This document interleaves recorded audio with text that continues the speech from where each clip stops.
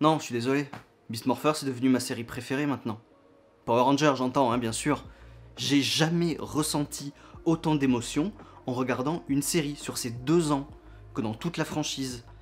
Alors oui, j'ai eu des épisodes préférés, des saisons préférées, mais là maintenant c'est Beast Morpher, je suis désolé.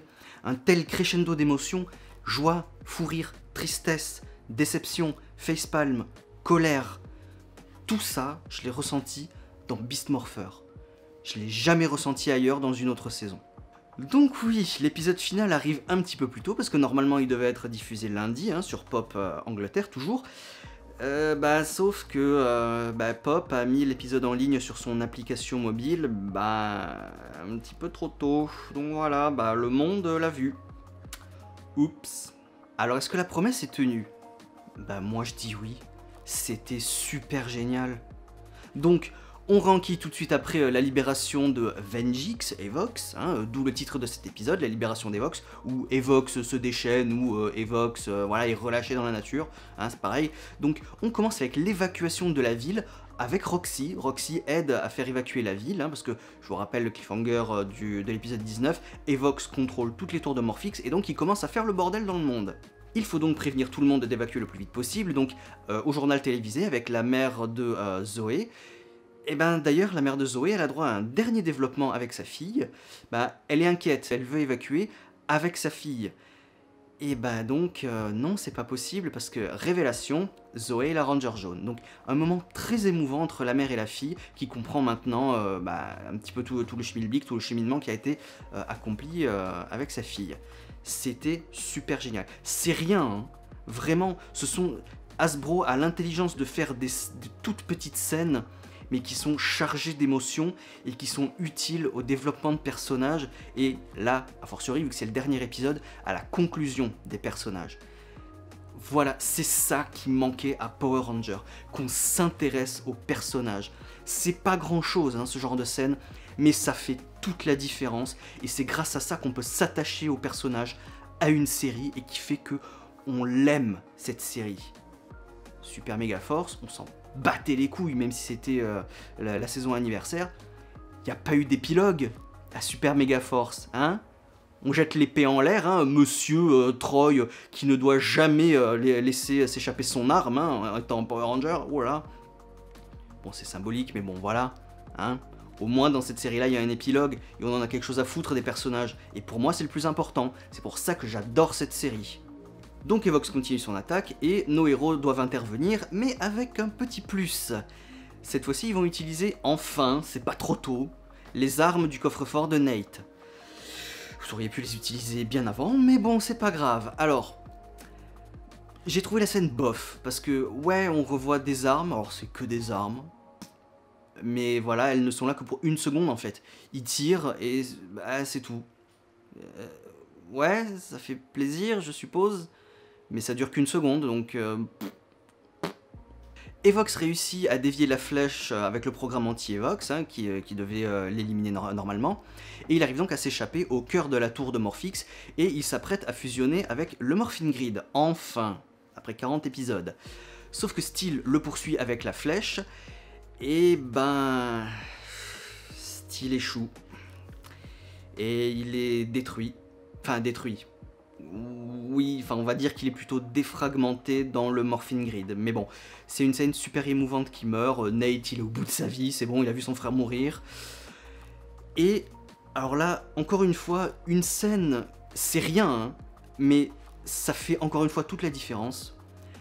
Devon va prendre la parole devant tout Grid Battle Force et faire un mémorial à Steel et redonner courage à toute l'équipe. Mais j'applaudis encore. Pourquoi ils le font pas dans les autres saisons, quoi? Mais voilà, vous avez compris ce que c'est, on est en guerre, il faut un minimum de situation de guerre. Et puis les enfants ne sont plus stupides de nos jours, voilà.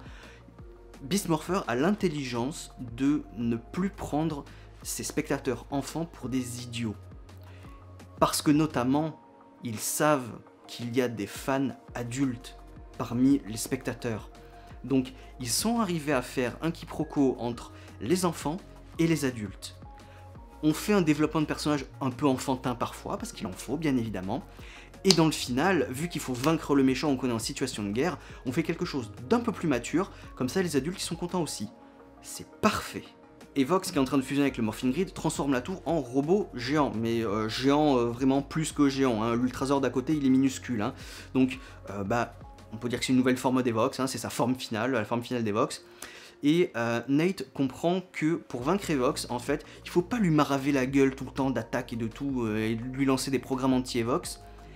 Tout simplement, il s'est souvenu que quand Evox a essayé de se télécharger dans Steel la toute première fois, et quand il était en possession du corps du maire, il était très malade, il a pas pu, il peut pas garder ça très longtemps à cause de l'ADN humain. Donc, c'est quoi le point faible d'Evox? De l'ADN humain, comme on nous le rabâche depuis la saison 1. Donc, continuité scénaristique, c'est parfait encore une fois.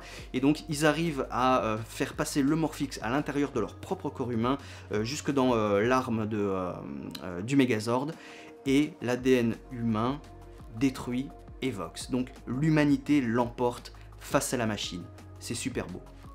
Et il y a même une petite récompense du Morphing Grid en bonus, pour remercier les Rangers de l'avoir libéré d'un monstre qui voulait le conquérir. Il ressuscite Steel en ado 100% humain. Alors, ça me dérange pas. L'acteur est plutôt sympa, hein. D'ailleurs c'est un asiatique, comme ça on a toutes les ethnies dans l'équipe, hein. Un noir, un indien, un latino, une blanche et un asiatique. Nickel. Par contre, la voix c'est pas bien. Parce que c'est pas la voix de l'acteur. Alors l'acteur il s'appelle Sam Jelly, donc très bien, j'ai aucun problème avec Sam Jelly, hein. Mais la voix de Jamie Linehan, qui est la voix de Steel normalement, par-dessus, ça colle pas. Ça colle pas. Pourquoi vous avez pas donné à ce garçon la chance de briller 100% par lui-même? C'est dommage. Je veux dire, pourquoi l'avoir redoublé avec la voix de Steel derrière? Quand même. Laissez-le.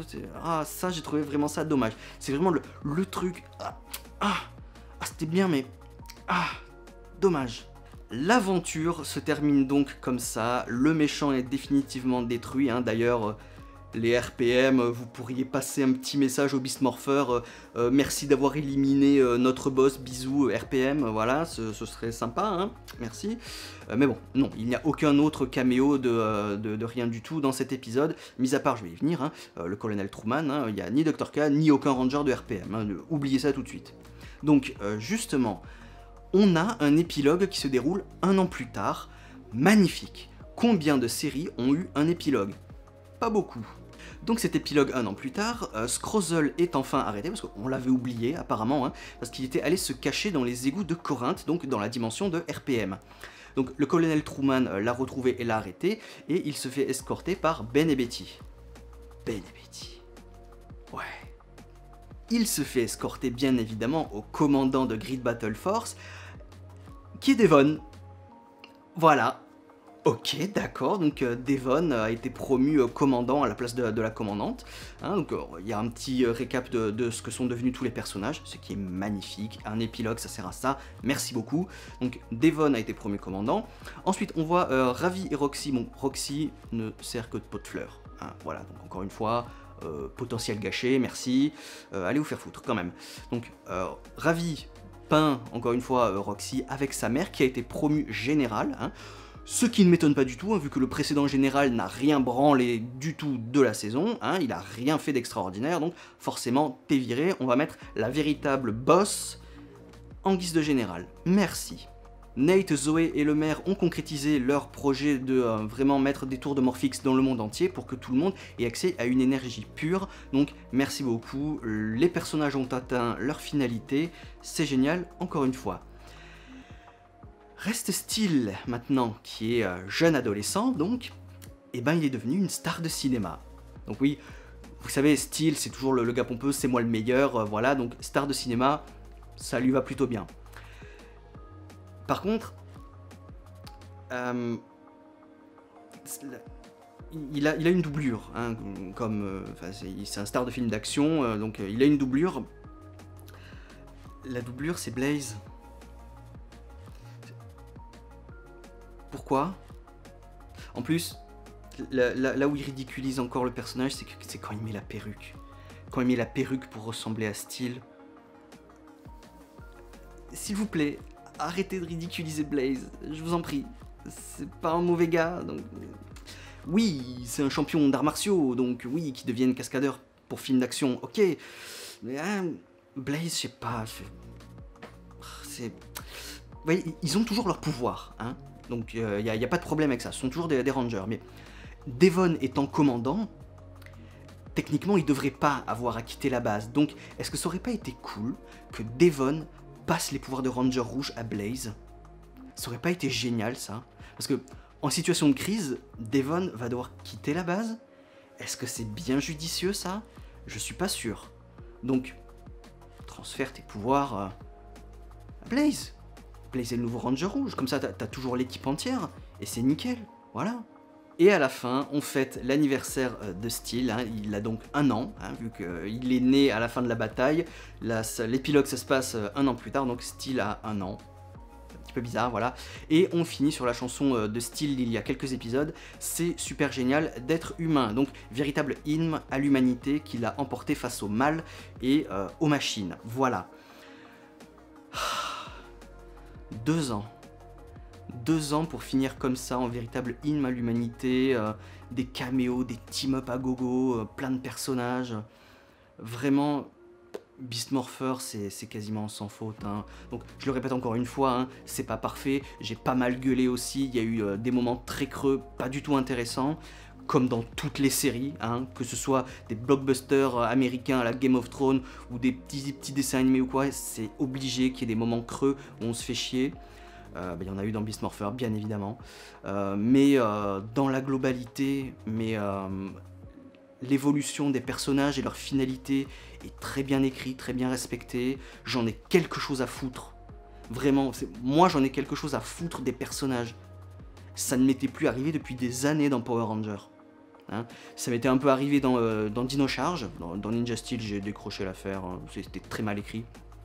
Dino Charge, après la déception Megaforce, Super Megaforce, ah oui, ça m'a intéressé. Et là dans Beast Morpher c'est bon, je signe quoi. Donc si jamais ils nous font Dino Fury de la même façon, oserais-je même dire mieux maintenant qu'ils ont l'expérience de Beast Morpher, mais on va passer encore 2 années fantastiques, en 2021 et 2022. Mais j'attends de voir ça, donc... et est-ce que, vu que Beast Morpher a connecté plein de trucs, notamment à RPM, est-ce que ils vont pas nous refaire le coup? Est-ce que Dino Fury ne sera pas connecté à Beast Morpher et à d'autres séries de dinosaures aussi?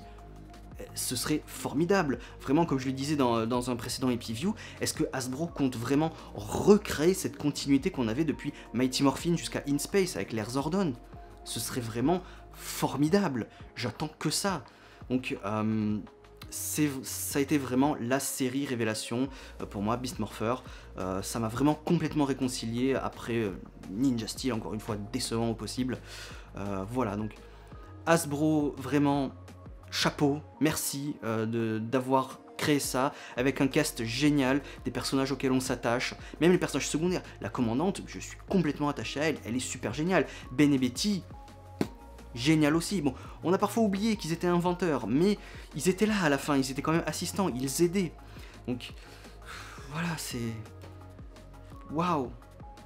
Vraiment, félicitations aux scénaristes d'avoir fait une bonne continuité du début jusqu'à la fin. Avec des creux, oui, encore. Mais bon, voilà, c'est comme ça. Voilà, vraiment, super, merci. J'ai adoré Beast Morpher, vraiment. Ne me décevez pas pour Dino Fury. Voilà. Après ce coup d'éclat, bro, faut que tu continues, faut que ça monte même. Voilà. Ne me déçois pas pour Dino Fury, Mais bon. J'ai pas trop de... Enfin, en fait, il y a le showrunner et quelques équipes qui ont changé après Beast Morpher. Donc, je pourrais peut-être avoir peur pour Dino Fury. Mais si Hasbro est toujours là... Enfin, c'est toujours Hasbro, quoi, donc... j'ai quand même confiance. J'ai un peu peur, mais j'ai confiance après ce coup d'éclat. Donc, allez-y.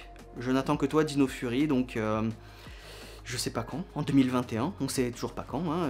Il n'y a toujours pas d'annonce de casting ni rien. Ce qui est normal après la période difficile que le monde a vécue. Mais voilà, donc je suis aux aguets pour les news Dino Fury. J'espère que ça va être génial. Voilà, je me fais pas trop de soucis. Donc voilà, bah, ça conclut mon run sur Beast Morpher. J'espère que vous avez tout autant apprécié que moi. Et ben, malheureusement, je ne peux vous dire qu'à l'année prochaine pour Dino Fury, voilà, mais ne vous inquiétez pas, j'ai encore plein d'émissions en cours, je ne disparais pas de la chaîne, loin de là, je suis toujours là, plein d'émissions sur Power Ranger et le Super Sentai, vous en faites pas, je suis toujours au taquet. Voilà, donc à l'année prochaine pour de nouveaux épiviews, ciao.